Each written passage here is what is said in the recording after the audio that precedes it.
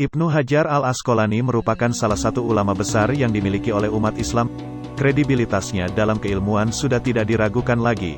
Bahkan, julukannya adalah Syekhul Islam, guru besar Islam. Gelar Syekhul Islam bukan asal gelar tentunya. Ibnu Hajar al-Asqalani menguasai berbagai disiplin keilmuan, mulai fikih, hadis, tafsir, dan lain sebagainya. Namun dari sosok besar Ibnu Hajar al-Asqalani sebagai ulama, ada satu sisi dalam diri beliau yang menarik untuk digali.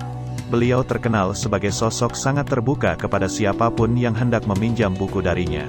Apalagi kepada murid-muridnya. Setidaknya hal tersebut pernah disaksikan sendiri oleh salah satu muridnya, Imam As-Sahawi. Dalam salah satu kitabnya Al-Jawahir wa Al-Durar fi Tarjamat Syekhul Islam Ibnu Hajar, beliau menceritakan bagaimana keterbukaan sang guru kepada siapapun yang hendak mengambil ilmu darinya. Murah hati dalam ilmu dan kitab. Kalau ada orang datang hendak meminta ajari suatu ilmu, maka dengan senang hati beliau ajari. Jika ada yang datang hendak meminjam kitab dan buku, maka beliau pun tak keberatan meminjamkannya. Imam Sahawi sendiri sudah berkali-kali membuktikan kemurahan hati gurunya itu dalam meminjamkan buku. Bahkan dalam kondisi sakit pun, beliau masih menyempatkan untuk meminjamkan buku yang ia punya.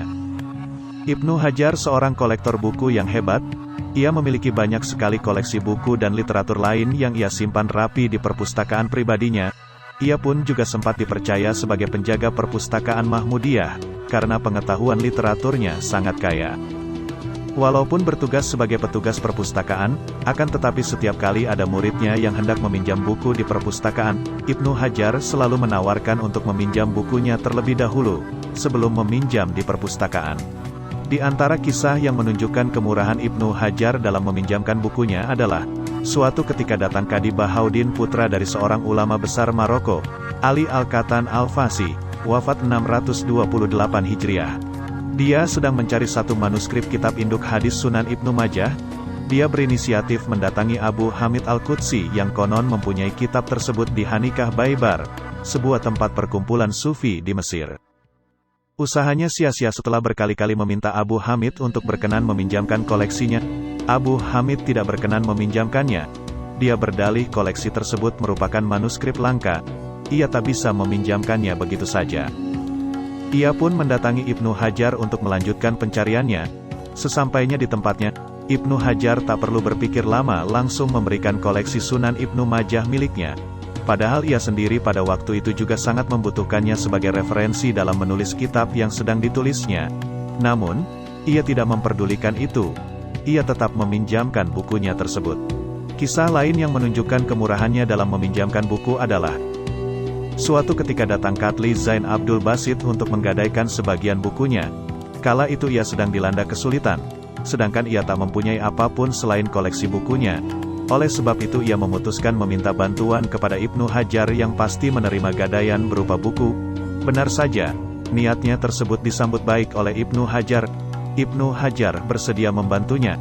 Ia pun menyerahkan bukunya kepadanya. Keesokan harinya Ibnu Hajar meminta izin kepada sang kadi untuk berkenan mengizinkan dia meminjamkan buku gadaian tersebut kepada orang-orang yang membutuhkannya. Begitulah kemurahan Ibnu Hajar dalam meminjamkan bukunya. Beliau meyakini bahwa salah satu cara yang efektif dalam menyebarkan ilmu adalah dengan meminjamkan koleksi bukunya. Dengan cara itu, dia akan terhindar dari ancaman menyimpan ilmu sebagaimana yang telah diajarkan Nabi. Beliau juga menyadari bahwa salah satu hal yang menjadikan keilmuan umat Islam berkembang hingga saat ini adalah dengan berkembangnya dunia buku. Tidak mungkin kemajuan ilmu yang dipakai hingga saat ini hanya mengandalkan transfer ilmu secara lisan dan verbal. Tentu peran terbesar dalam eksistensi intelektual Islam ada pada budaya literasinya. Bagaimana transformasi ilmu berjalan secara efektif lewat buku. Sebagaimana yang dikatakan Imam Waqi, awal mula keberkahan ilmu hadis datang dari budaya peminjaman kitab hadis. Kitab hilang dipinjam tak kembali. Namun karena kemurahannya atas kitab-kitabnya, Ibnu Hajar pun harus membayar mahal resiko yang ia terima. Ia pernah kehilangan banyak sekali buku, gara-gara banyak di antara para peminjam bukunya yang sengaja tidak mengembalikannya. Imam As-Sahawi mencatat pada tahun 750 Hijriah setidaknya lebih dari 150 jilid kitab milik Ibnu Hajar hilang tak pernah kembali. 20 tahun setelah kewafatan sang guru, Ia pun menyaksikan sendiri bagaimana buku-buku koleksi sang guru ia temukan dalam koleksi teman-temannya sendiri.